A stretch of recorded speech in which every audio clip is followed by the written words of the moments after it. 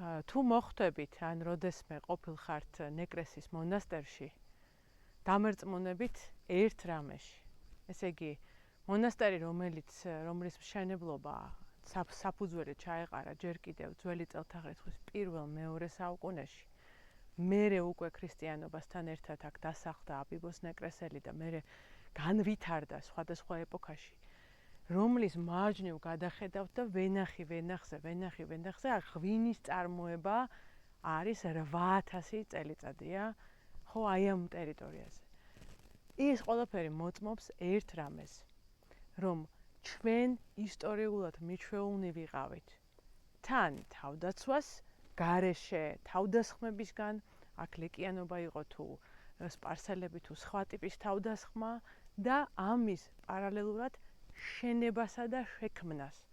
არასოდეს რაიმეს შიში ჩვენთვის არ იყო წინაღობა, რომ გავჩერებულიყავით და გაგვეჩერებინა შექმნა. ეს ყველაფერი იმის ფონზე არის გაკეთებული, რომ ყოველთვის გვემუქრებოდა და ემუქრებოდა აქ მყოფ ადამიანებს საფრთხე, მაგრამ არასოდეს არ გაჩერებულა წინსვლა და შენება და შექმნა.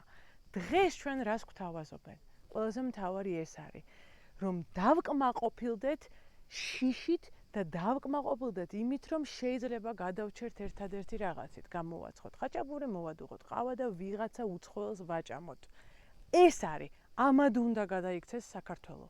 და მთავარი პროექტი, მოღალატეობრივი პროექტი, ის კი არ არის, რომ ეკონომიკა გაჩერებულია, ის კი არ არის, რომ უსაფრთხოება არ გვაქვს, ის კი არ არის, რომ ავარიებია, ის კი არ არის, რომ კრიმინალია. მთავარი უბედურება და მთავარი პროექტი ჩვენი დამორჩილების ამაზროვნებაში მდგომარეობს.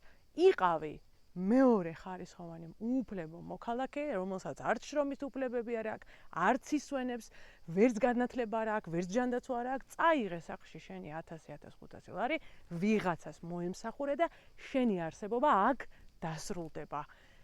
ჩემი აზრით ეს არის მთავარი ნაღმი ჩვენს აზროვნებაში, რომელსაც უნდა ვებრძოლოთ და ამაში გვეხმარება ის სიკეთეები, ის სილამაზე და სასწაულები, რომელიც ჩვენს გარშემო დატოვებულია.